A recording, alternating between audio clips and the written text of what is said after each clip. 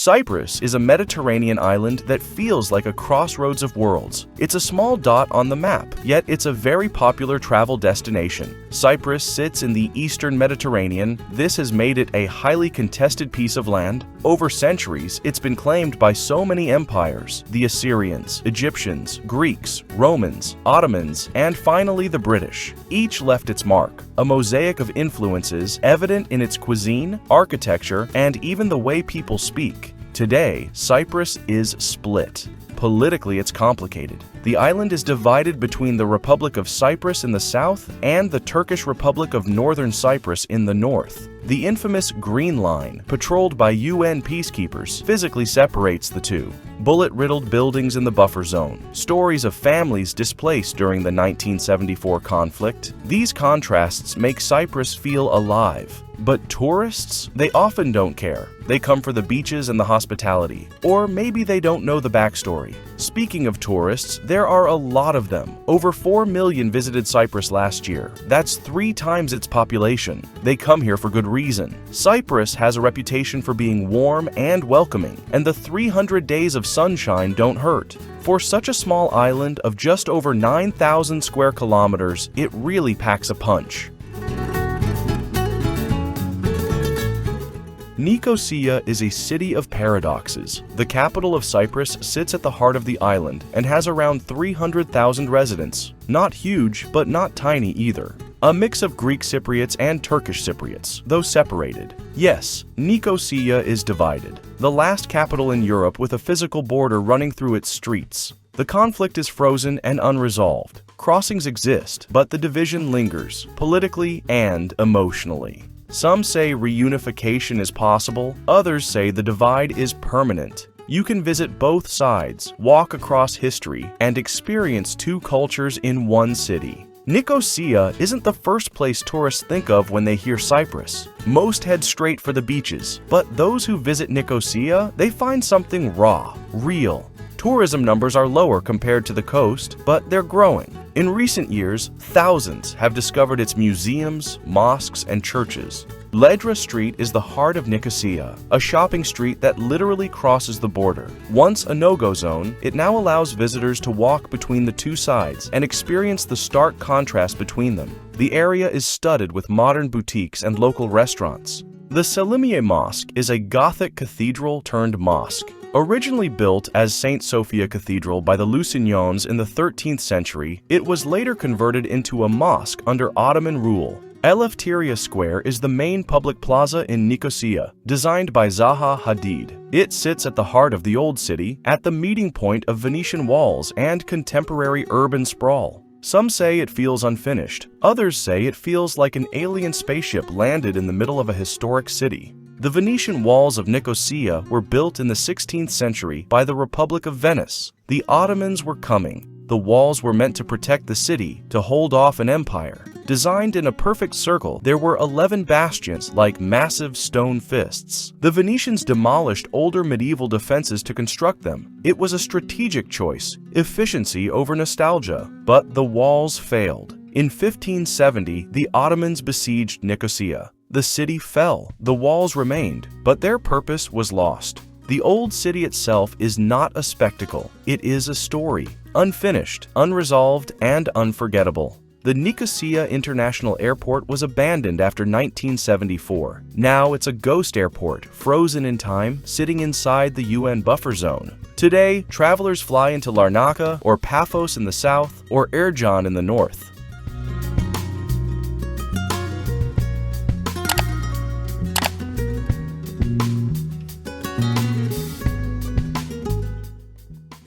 Larnaca is a city of sun, salt, and stories, a place where history isn't locked away in museums. It stands on the southern coast of Cyprus. Larnaca is flat and easy to explore on foot. To the west, there's the Larnaca Salt Lake, a shimmering body of water that, in winter, turns pink with thousands of flamingos. In summer, it dries up, leaving behind a crust of white salt. Most people arrive in Larnaca first. Larnaca International Airport is the busiest in Cyprus. Step off the plane and you're minutes away from the sea. No stress, no endless travel times, just straight into the city where everything feels close and easy. That's why over 1.5 million tourists visit every year.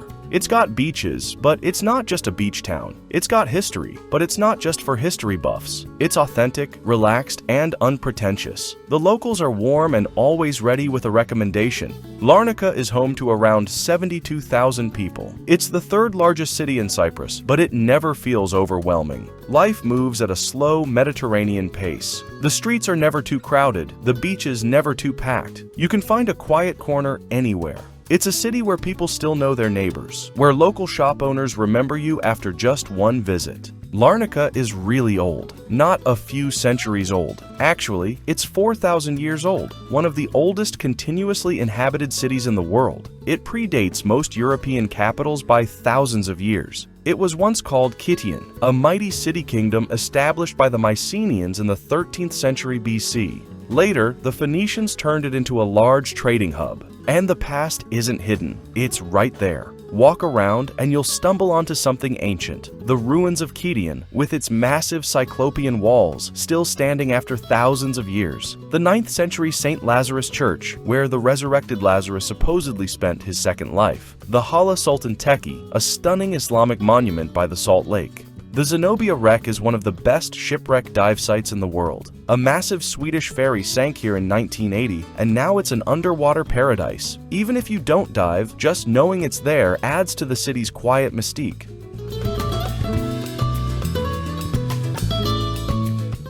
Famagusta is a name that echoes with history and tragedy. Once a glittering jewel of the Mediterranean, now a city caught between past and present, hope and abandonment. It sits on the eastern coast of Cyprus, a place where medieval walls meet modern ruins, where history refuses to fade. During the Middle Ages, Famagusta was the wealthiest city in Cyprus. Venetian merchants turned it into a fortified paradise. Before 1974, Famagusta was the tourism capital of Cyprus. Its Varosha district was the Monte Carlo of the Eastern Mediterranean. Celebrities, kings, and travelers came to its golden beaches. Then came the war. As already mentioned, Turkey invaded Cyprus after a coup backed by Greece's military junta in 1974. The island was split in two. Famagusta fell under Turkish control. Greek Cypriots left the city. Entire neighborhoods, like Varosha, were sealed off, left to decay behind barbed wire. The southern part of Cyprus sees Famagusta as stolen land. It remains a major point of conflict. Despite its tragic past, Famagusta is still a travel attraction. Around 700,000 tourists visit annually, mostly from Turkey, Britain, and Russia. Many come to see the forbidden city of Varosha, which was partially reopened in 2020. Walking through its crumbling streets feels like being in a dystopian film. Silence, shattered windows, vines creeping through walls.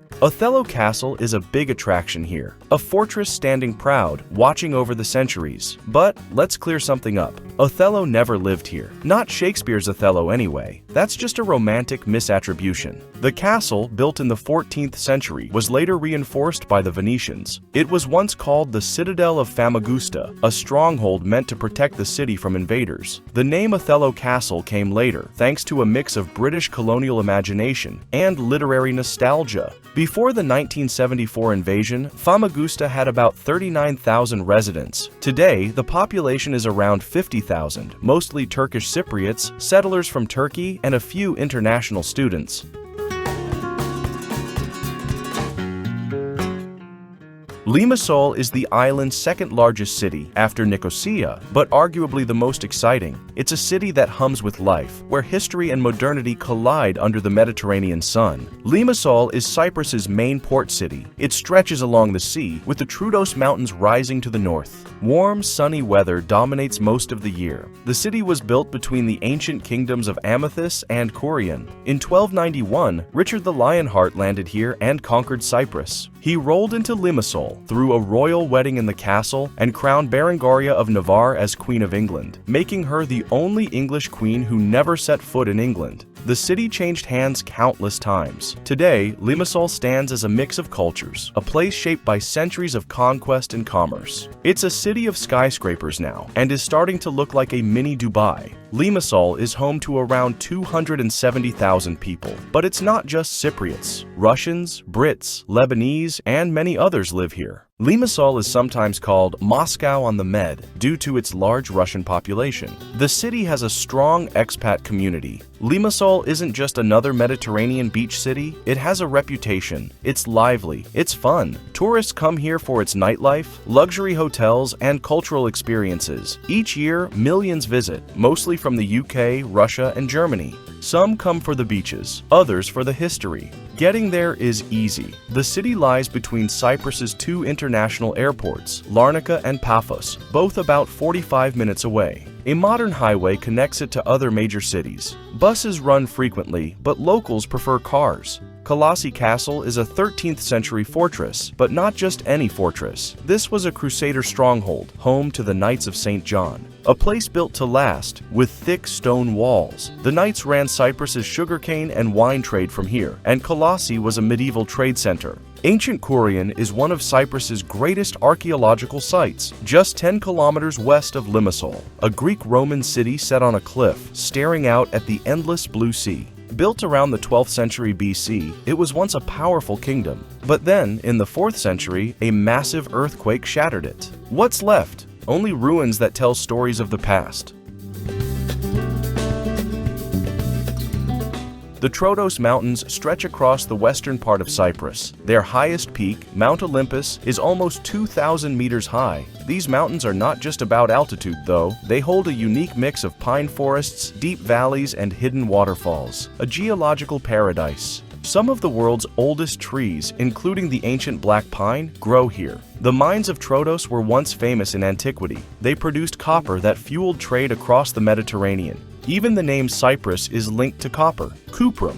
History runs deep here. The mountains have provided refuge since ancient times. All kinds of monks and rebels found shelter in these highlands. They built monasteries, created art, and preserved culture. Many of these sites still stand today, such as the UNESCO-listed painted churches. Tourism in Troodos is growing. Every year, tens of thousands of visitors escape the island's heat to explore these cool, shady peaks. It's also a haven for hikers. When winter rolls in, the Troodos Mountains transform. Snow covers the peaks. The small but lively Troodos ski resort opens for business with 4 ski slopes and 2 lifts. Yes, winter sports in Cyprus, a place where locals and tourists alike enjoy skiing and snowboarding. The villages are the heart and soul of Troodos. Each one has a personality. Lefkara, famous for lace-making and silverwork. Kakopetria, a lush riverside village with stone houses. Padoulas, home to the Archangel Michael Church, another UNESCO gem. These villages are timeless. The Troodos region is home to a scattered population, with villages hosting anywhere from a few hundred to a few thousand residents. Many young people have moved to the cities for work, but the elderly keep traditions alive.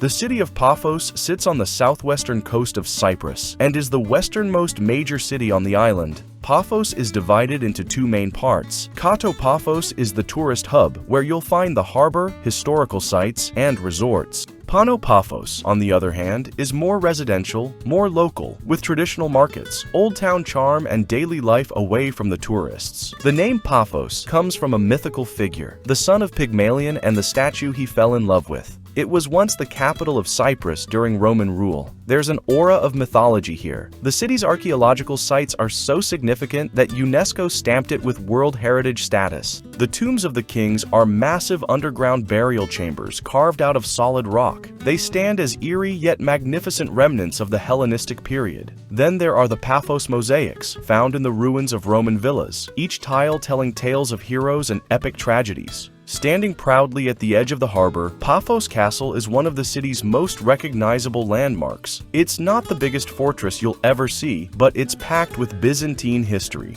Paphos isn't huge. The city has a population of around 90,000 people, but it swells with tourists. Paphos is a tourism powerhouse. It's one of the most visited places in Cyprus. In 2017, it was even named the European Capital of Culture. Every year, over 3 million tourists flood the city, drawn by its mix of history, beaches, and nightlife. There's a laid-back, welcoming vibe. The old town has been revitalized with some trendy cafes and art galleries, and the waterfront hums with life. Paphos doesn't do boring beaches. Each one has a personality. Some are wild, some are luxurious, some feel like they belong in a myth. The Mediterranean here? Crystal clear, shifting between turquoise and deep blue, warm enough for a swim almost all year round. The Paphos International Airport is the second largest airport in Cyprus, handling millions of passengers every year. It's about 10 kilometers southeast of the city, which means a short drive gets you straight into town.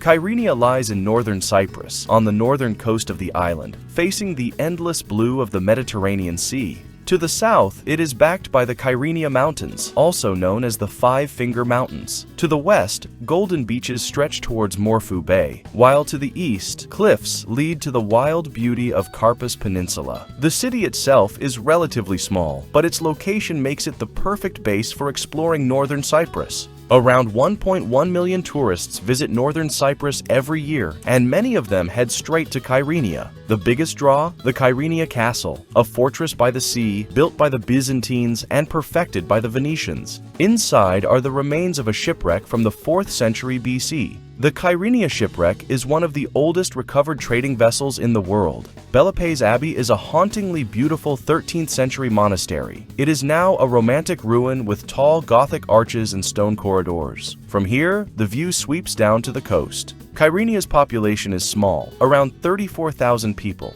The city has a large British retiree community. Some came for the low cost of living, others for the sun. They stayed for the charm. St. Hilarion Castle sits high in the Kyrenia Mountains, 3 kilometers southwest of the city. It started as a Byzantine monastery in the 10th century, named after St. Hilarion, a monk who supposedly lived in the mountains as a hermit. Legends say he performed miracles, and after his death, a monastery was built in his honor. Many believe St. Hilarion Castle was the inspiration for Walt Disney's Sleeping Beauty Castle.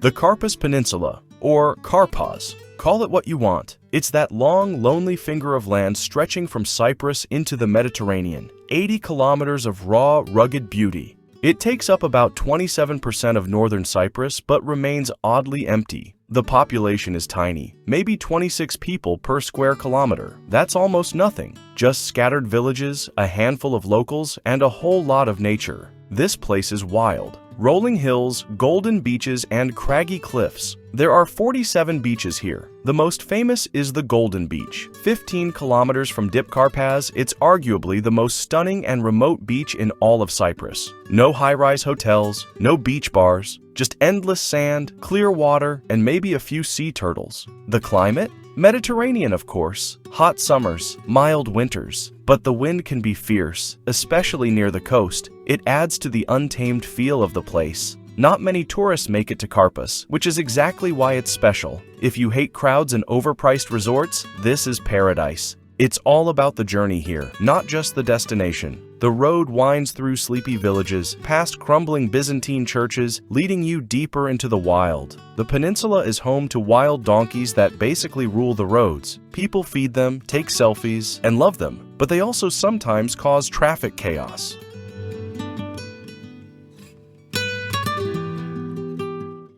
Ayia Napa is a name that echoes through the travel industry. The town was once isolated, a quiet place where fishermen lived simple lives. But in the 1970s, everything changed. After the Turkish invasion, tourism shifted from the north to the south. Ayia Napa simply exploded onto the travel scene. Tourists from the United Kingdom, Scandinavia, and Greece form the bulk of visitors, though recent years have seen an increase in travelers from Asia and the Middle East. The summer months, from May to October, are the busiest, with hotels, restaurants, and bars operating at full capacity. Clubs and beach bars pump out electronic beats until sunrise. But not everyone comes to party. The town also attracts honeymooners and water sports fans. Beaches define Ayia Napa. There are 14 blue flag beaches here. Nisi Beach is the most famous of them. It's one of the most recognized beaches in Europe and stretches about 500 meters along the coast. The shallow waters near the shore make it perfect for families, while the small islet just offshore is a favorite for those who love to wade through knee-deep water to explore.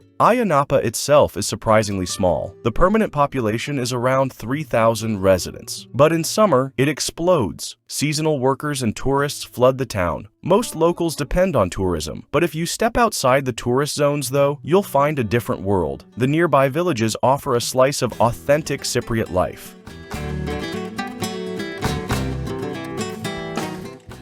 Salamis, the ancient city of Cyprus, whispers history through its ruins. It stands on the eastern coast, near modern Famagusta. Once a grand metropolis, it was the island's beating heart. Kings ruled, temples rose to the sky. Now, broken columns and silent stones remain. Yet, they speak volumes. Why is Salamis special? It's old, very old. Founded around the 11th century BC, it saw empires rise and fall. The influence of the Mycenaeans is evident in early artifacts, and by the time of classical Greece, Salamis was a flourishing polis. Under Evagoras I, it reached its zenith, fostering Hellenistic culture and strengthening its naval power. The city played a huge role in the Ionian revolt against Persia in the 5th century BC. Later, Alexander the Great's conquests changed its fate, incorporating it into the vast Macedonian Empire. The Roman era brought monumental architecture, grand forums, aqueducts, and theaters that could host thousands. And then, disaster. Earthquakes in the 4th century devastated the city. It was rebuilt, renamed Constantia under Byzantine rule, and became the seat of Cyprus's first Christian bishops. Saint Barnabas, the island's patron saint, died here. Yet, Arab raids in the 7th century forced its final abandonment. Time swallowed it whole. The massive Roman baths, still partly standing, hint at past luxury. The necropolis sprawls with forgotten tombs. Who were they? What stories died with them? And then there's beauty. Fig trees grow through ancient stone. The scent of the Mediterranean fills the air. So why visit? Because Salamis reminds us that nothing is permanent, yet everything leaves a trace. Cape Greco sits between the popular tourist hubs of Ayia Napa and Protaras. It's part of the Famagusta district and stretches into the Mediterranean like a jagged spear. It's a national park, meaning nature is protected, untouched, and wild. The highest point rises about 95 meters above sea level. Nothing extreme, but enough to offer some great views. The sea caves here are very popular. Eroded rock formations create tunnels, arches, and caverns. Some are accessible by foot, others only by boat or a daring swim. Rumors say pirates once hid treasures here. No proof, but the idea is thrilling. People don't really live in Cape Greco. There's no town, no real residential area, just a few scattered buildings and the occasional ranger station. During the Cold War, British forces operated radar stations here. Some say secret tunnels still exist. Getting there is simple. Car rentals are popular, as are bikes and ATVs for the more daring. Public buses connect Cape Greco with Ayia Napa, but schedules can be irregular. Hiking is also an option. There are some great trails that lead to secret spots only a few get to see. Which part of Cyprus do you find better, the north or the south? Do you think the island will reunite again? Leave a comment and let us know. If you love this video, hit the like button and subscribe to World Travel Guide.